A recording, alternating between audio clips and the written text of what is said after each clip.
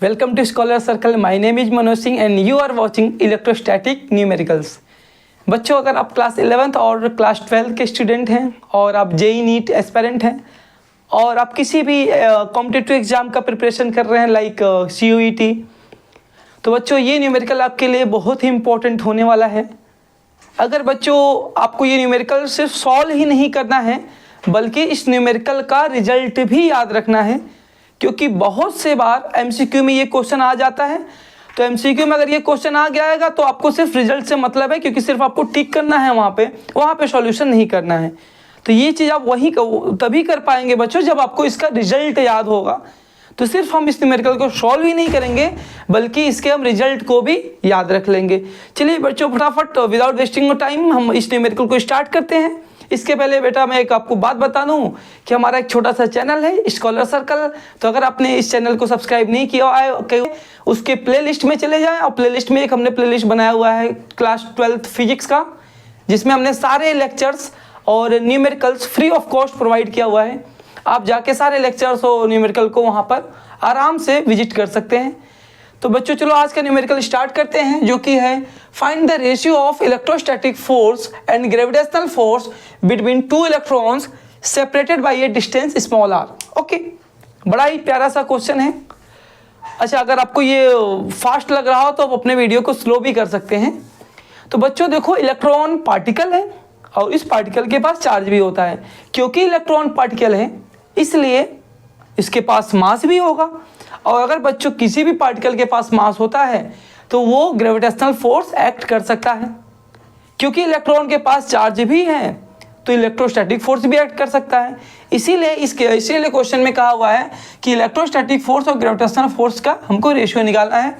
जबकि क्वेश्चन में कहा है कि दो इलेक्ट्रॉन्स हैं तो इलेक्ट्रॉन को माइनस चार्ज से रिप्रेजेंट कर सकते हैं, -e से, और डिस्टेंस है स्मॉल r। बच्चों कभी कभी क्वेश्चन में स्मॉल r दे भी सकता है या नहीं भी दे सकता है, कोई प्रॉब्लम नहीं है।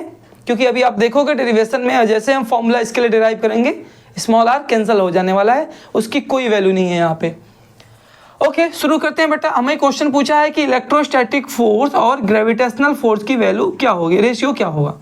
ओके, इलेक्ट्रोस्टैटिक फोर्स का क्या फॉर्मूला होता है, K(Q1 Q2) upon r², where K is the Coulomb constant. बच्चों ध्यान रखना, क्योंकि हमने लेक्चर्स में कूलम कांस्टेंट को C से रिप्रेजेंट किया है, यहाँ पे हम K से कर रहे हैं और हम साफ साफ बोल रहे हैं कि K मीन्स कूलम कांस्टेंट है, डाइलेक्ट्रिक कांस्टेंट नहीं है। ओके, ग्रेविटेशनल फोर्स का फॉर्मूला होता है G m1 m2 upon r²।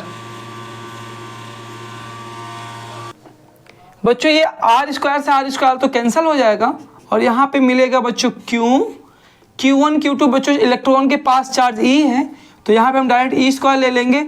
अब आप ये मत कहना सर -e है तो क्या होगा। बच्चों फोर्स के केस में हमेशा चार्ज का हम मैग्नीट्यूड ही लेते हैं, साइन नहीं लेते हैं। Okay, G m1 m2, m1 means बेटा मास ऑफ इलेक्ट्रॉन, तो दो बार है क्योंकि दोनों इलेक्ट्रॉन ही है तो स्क्वायर कर लो, r² कैंसिल हो गया। तो ओरिजिनल फॉर्मूला आपका आया Ke² अपॉन Gme²। तो जब हम इसका बच्चों सारी वैल्यू तो हमें पता ही है, ऐसी कोई वैल्यू नहीं है जो हमें नहीं पता। लाइक K की वैल्यू हमें पता है 9 × 10⁹ which is known as Coulomb constant.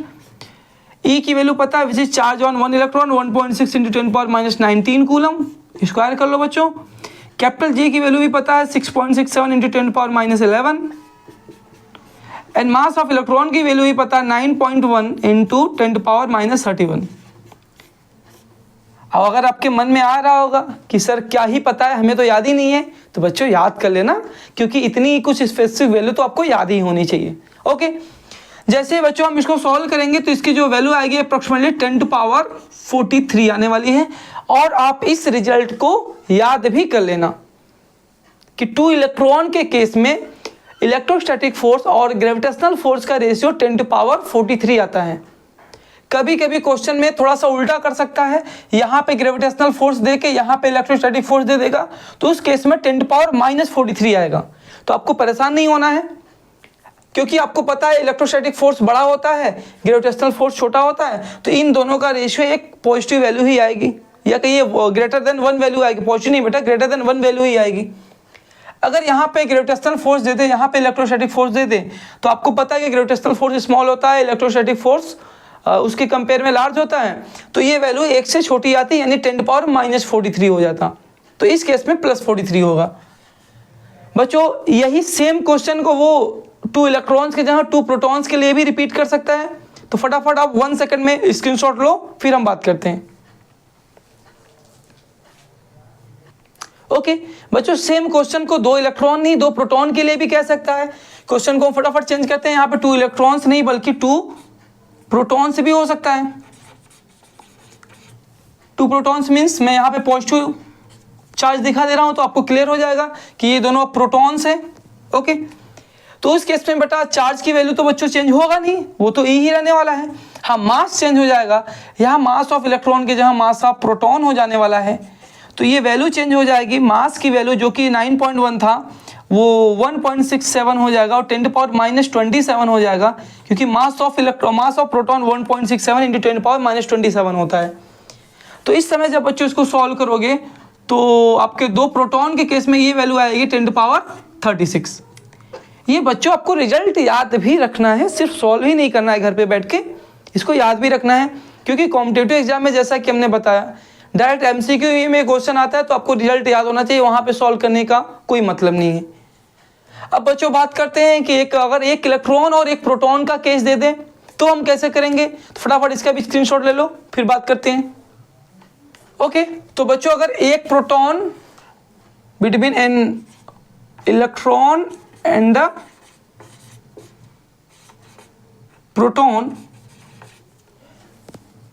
मतलब एक इलेक्ट्रॉन हो बच्चों और एक प्रोटॉन हो, तो उस केस में क्या होगा, चार्जेस तो सेम होने वाले हैं। यहां पर mass of electron into mass of proton हो जाएगा, तो ये आपका Me इंटू MP ही रहेगा।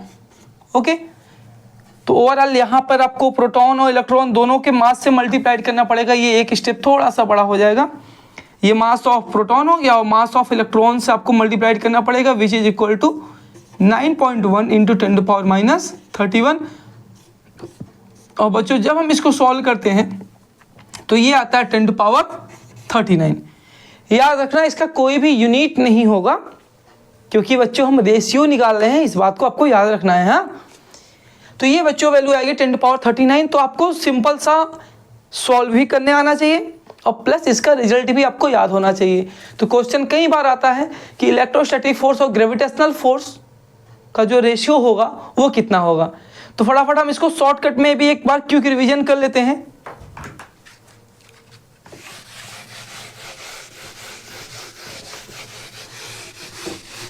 ओके, तो हम बात करेंगे यहाँ पे पूरा पॉइंट 1 कि इलेक्ट्रोस्टैटिक फोर्स और ग्रेविटेशनल फोर्स का ratio in the case of electron यानी 2 इलेक्ट्रॉन कितना होगा बच्चों, 2 इलेक्ट्रॉन के लिए होगा 10⁻43। और अगर यही ग्रेविटेशनल फोर्स और इलेक्ट्रोस्टैटिक फोर्स का रेशियो हमें पूछ दे तो ये वैल्यू होगी 10⁻43। यहाँ पे बच्चों अप्रॉक्सीमेटली का साइन लगा लो, क्योंकि इसमें कुछ नंबर भी आते हैं। ओके, अब दूसरी बात कर लेते हैं बच्चों, electrostatic force upon gravitational force for 2 protons. ये बच्चों वैल्यू आ जाएगा 10⁻36।